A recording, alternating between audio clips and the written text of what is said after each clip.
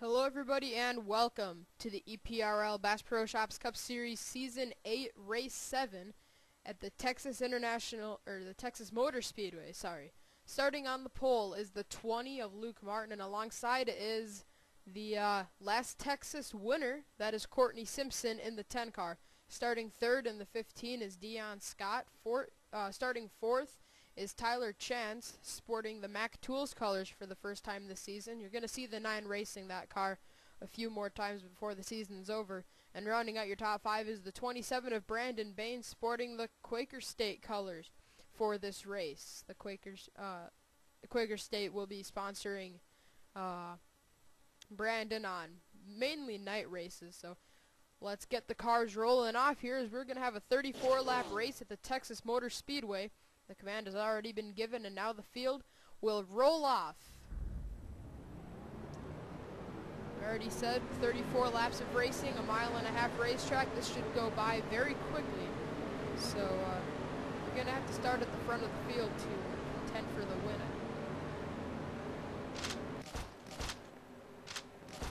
And there he is, Luke Martin on the pole, last season's Daytona 500 winner. Luke comes into this race. Let's see. Find Luke Martin here in the point standings. He's 26th in points. He has 2 DNFs, no laps led, but he does have a top 10. I believe that was at Daytona. But as they come through turns 3 and 4. Texas Motor Speedway, this is the first of 2 races at this track for the season. We're going to have this one be the second to last race, just like last year where Courtney Simpson went to victory lane. Can she go 2 in a row at Texas and get another Bass Pro Shops Cup Series career win? Here we go, coming out of turn number 4. Pace car peels off onto pit lane. The field in the hands of Luke Martin and Courtney Simpson. Green flag is out. We are underway at Texas. Luke Martin leads us to the green.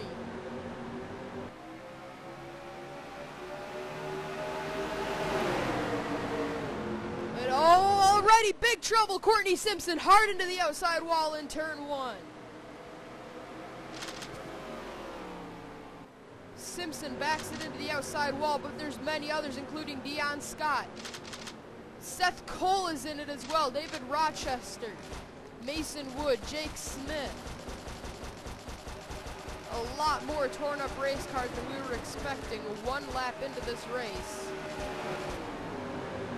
And it's Luke Martin winning the race back to the start finish line, but we are under caution for the first time in this race on lap 1. Incredible.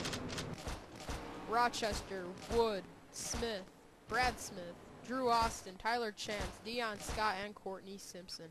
All of those drivers are torn up. Let's get a replay of what happened to bring out the first caution of this race.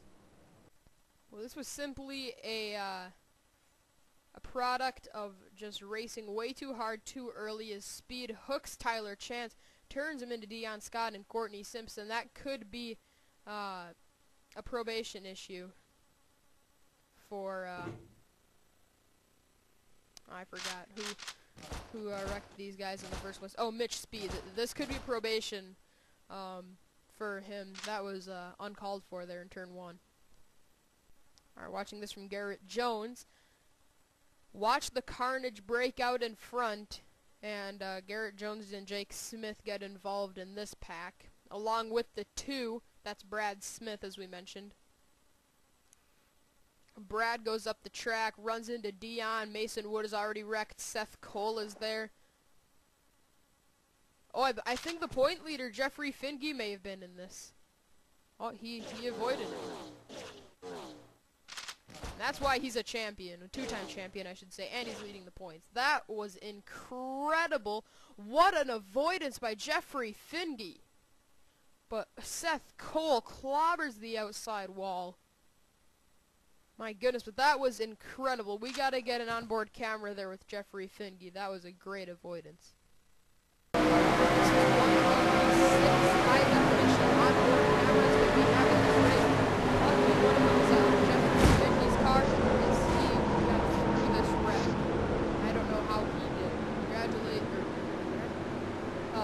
job by Jeffrey Finke on getting through that wreck. He may have just saved himself.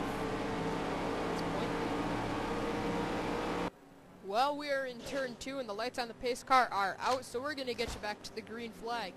Luke Martin is the leader, second is Brandon Bain, third is John Dillon, fourth is Connor Breton, and rounding out your top 5 is Robert Piet.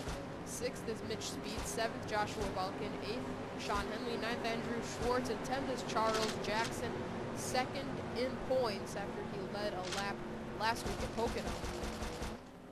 Also, EPRL officials have called Mitch Speed to the hauler after this race is over for a little chat about that incident there in turn 1 causing a big crash after turning Courtney Simpson. So it's Luke Martin, Brandon Bain, and John Dillon are going to get us back underway. Luke Martin to let all the caution laps, obviously, so he's going to get 5 laps led. Those are the first laps led of his season. Here we go, green flag waves. We're back underway at Texas. Luke Martin with a good restart. But I think Brandon Bain got a better one as he's all over the back bumper of the 20 in turn 1. I'll tell you what, Mitch Speed cannot mess up again, because if he does, we could be talking suspension for the 13. If it doesn't look intentional, then it'll be okay, but that wreck in turn 1 did look a little bit dicey. Coming out of turn number 4 through the quad oval, Luke Martin is going to lead this lap. Trying a different view here. See if this one's any better. Get a flyby of the car. They're being led by the 20. It's actually a pretty good view.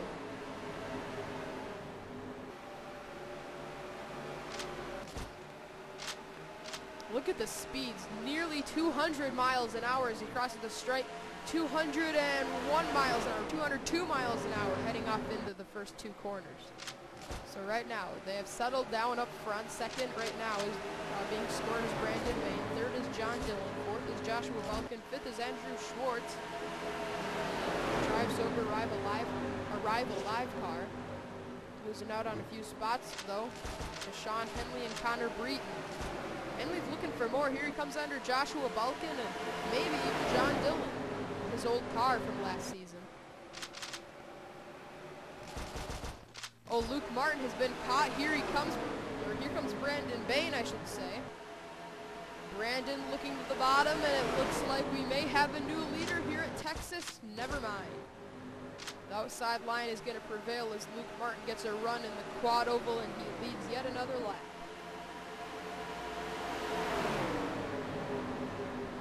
I think it's going to be pretty difficult to rattle Luke Martin. He's not the kind of driver that you can easily pressure into making a mistake. The battle for second is starting to get a little more intense than it probably should be. But look at John Dillon just pushing the heck out of the 27 of Brandon Bain. Now he's going to look for the second position in turn 1. Brandon's going to hand it over to him.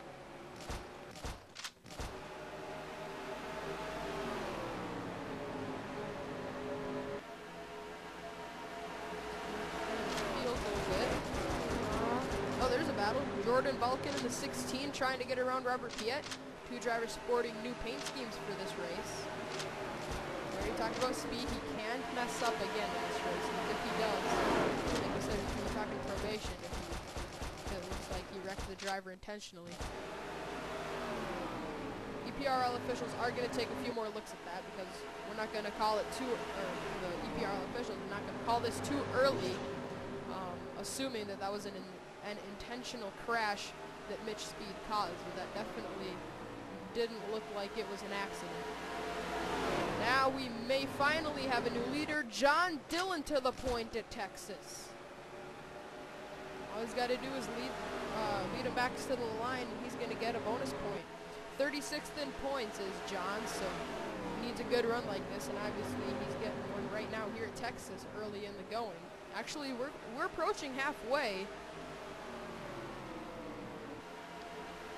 Now sneaking up, trying to get around Luke Martin is the 88 car of Sean Henley. He's there. Sean Henley all over the back bumper of Luke Martin, and the caution is out. Caution is out on the racetrack, and it looks like John Dillon is going to lead the field back to the line, and he's going to do just that. Caution is out for what looks to be Ryan Acosta and possibly Jeffrey Finge with Zach Buchanan in it as well. So what could be the point leader running into some trouble, but definitely, oh, Hayden Klein all torn up. Matthew McMurray is wrecked. Ryan Acosta, a huge wreck. Let's get a replay of what happened to bring out the second caution as we are approaching halfway in Texas. All right, well, here it is. We were correct on the Zach Buchanan part. I don't think Finge was in it. And, oh, Carter Keselowski.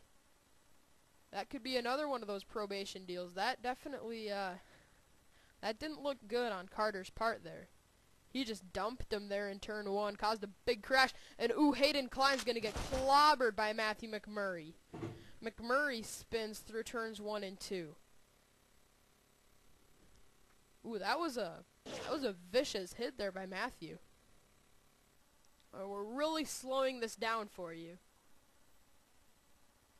As Carter Keselowski, Zach Buchanan make contact.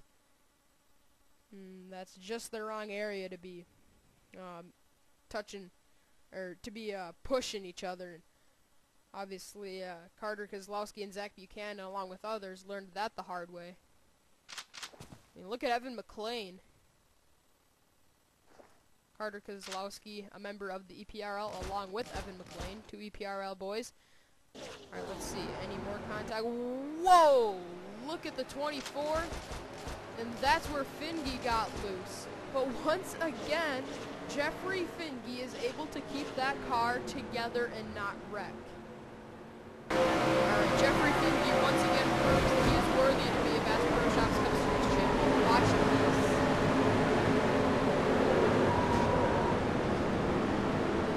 And a very good piece of driving there by the 39 of Jacob Stumpf. He nearly ran him over, but he kept off with the 78 and kept their chances of winning this race alive. So let's get you back to the restart after a big crash in turns 1 and 2. Jeffrey Finge just sneaks through it once again. Alright, well, we are back. Gonna get you back racing here at Texas. John Dillon is your leader. Second is Sean Henley. Third, Luke Martin. Fourth is Brandon Bain. And fifth is Connor Breeden. 6th is Ethan Roberts, 7th is Jordan Falcon, 8th Charles Jackson, 9th Robert Piet, and 10th is Andrew Schwartz. We mentioned Charles Jackson leading a lap at Pocono. That was his first lap led of the season. Believe it or not, Jeffrey Finge has not led one lap yet this season. That's not something that you would expect from the point leader, but he hasn't led a lap yet. But Charles Jackson, second in points, he's just 4 points behind Finge. Jeffrey Finge is, I believe, oh, yeah, he's 30th. I thought he was 26th. Okay. But as we're coming through turns 3 and 4, John Dillon is trying to tie Garrett Jones for the winningest driver in the Bass Pro Shops Cup Series. We talked about it in Phoenix until there was a big wreck in front of those two. Garrett Jones has a lot of respect for John Dillon, and if Garrett can't win, he's probably rooting on John Dillon to win it, along with some of his teammates and his other good friends. But John definitely ranks right up there. And here we go. John Dillon and Sean Henley, the front two, lead us back down. Green flag waves, and we're underway again at Texas.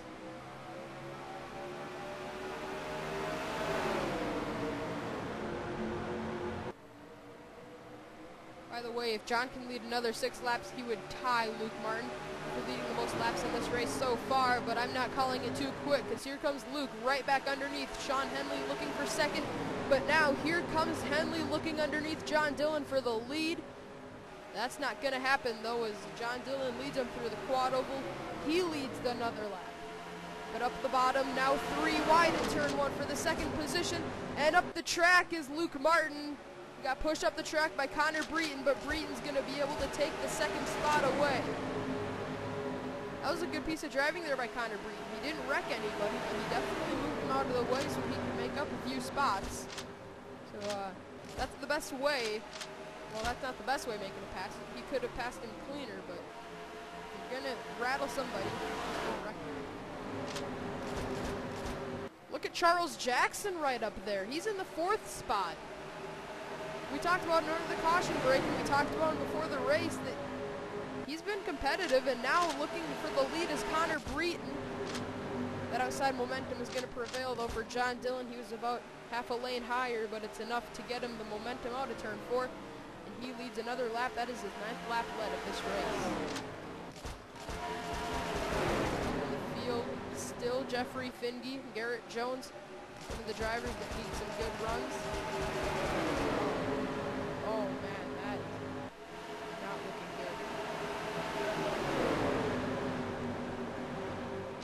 Wow, that's dicey. But up front, Connor Breton looking for the lead. John Dillon leads it, but here comes Connor in turn 1. And that's the place to go to the bottom and take the lead away. In 3 and 4, it doesn't work. Breton tries it in 1 and 2, and he's able to get it to stick. New leader, it's the 56. Connor Breton to the point at Texas. And look at the driver in the 4th spot, Dylan Young. He won 2 races in a row, then he finished 3rd, now he's 4th. Dylan Young, he was runner-up in the championship last year, but I think he might do one better this season. And they're slow, and Connor Breton's your leader, but we're under caution, and Jacob Stumpf is wrecked. Looks like it was another turn 2 incident. Oh, it may have been the backstretch this time. Yeah, it was definitely for whoever that just was. Alright, let's get a replay of what happened. Sorry, I forgot the driver that wrecked there for a second. Uh-oh. Oh, snap. Mitch Speed caused this one. Speed ran Ethan Roberts down into Jacob Stumpf and turns the 39 around. Alright, we gotta back this up again because this could be critical in Mitch Speed's season. No, that wasn't Speed. That wasn't Speed at all. At first glance, it looked like it was his fault, but Ethan Roberts kind of overdrove that exit, hit Speed, and Speed just was trying to hold his ground, kept leaning against the 40, and then eventually Stumpf hit the 40, who was leaning on Mitch Speed, and Stumpf got the worst end of it. As his day is done, the car is smoking, and that's an indication that he's not going to be returning to the racetrack. So an unlucky break there by Jacob Stumpf, and a little bit too aggressive of driving there by Ethan Roberts is going to put the 39 in the garage area. So the 56, Connor Breton, is going to lead us back to the restart. Let's get you back to the green flag. Alright, getting the restart this time around. It's going to be Connor Breton out front. Second is John Dillon. Third is Charles Jackson. Fourth is Dylan Young, and rounding out your top 5 is Brandon Bain. Restarting 6th is Andrew Schwartz. 7th is Jordan Balkin. 8th, Chris Summers. 9th, Sean Henley. And 10th is Carter Kozlowski. And I just remember that under the caution break.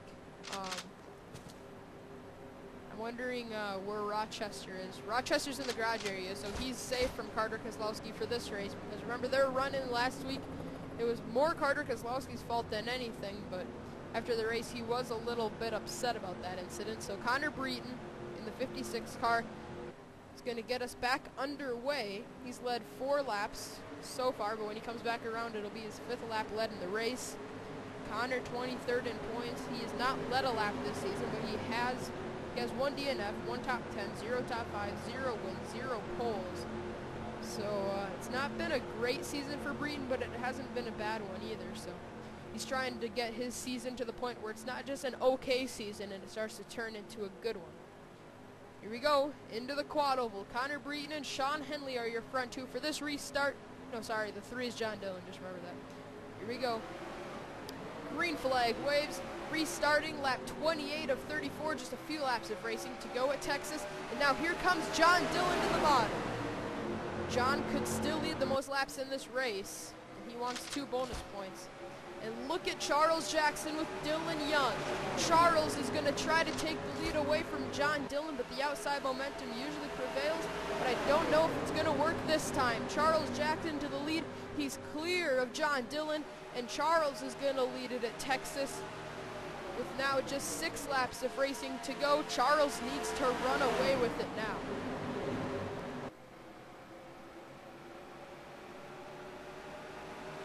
And it was a pretty clean restart. Doesn't look like there was much contact made. but falling back is Connor Breeden. There's Chris Summers. He's had a really tough season. There's a driver that won the first 2 races, Joshua Balkin. He's had a few top 5s. He's had 3 top 5s and 3 top 10s. He's had 14 laps led this season, and he's looking to finish in the top 10 once again, trying to get up to the top 5. But it is Charles Jackson out front. Now here comes John Dillon to the bottom, trying to take it away from Charles. John Dillon has led 10 laps so far in this race, but now, no, never mind. He's not going to get it this time. All right. Quick see these laps led. So right now, 12 laps led for Luke Martin, 10 for Sean Henley, 5 for Breeden, and 2 for Charles Jackson.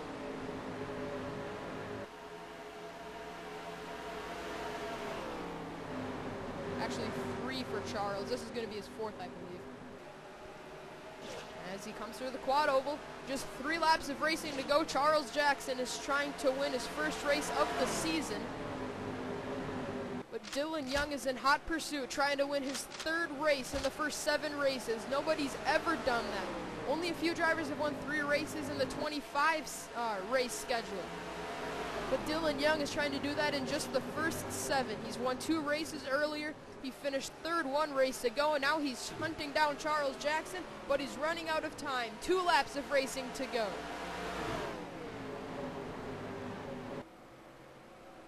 The clock is ticking. Can Dylan Young get to the rear bumper of Charles Jackson? He's there. Here he comes. He's trying to make the pass. Entering turn 3. Dylan looking to the bottom. He's not going to get there. Charles pulls away in turns 3 and 4. He faces the white flag this time around.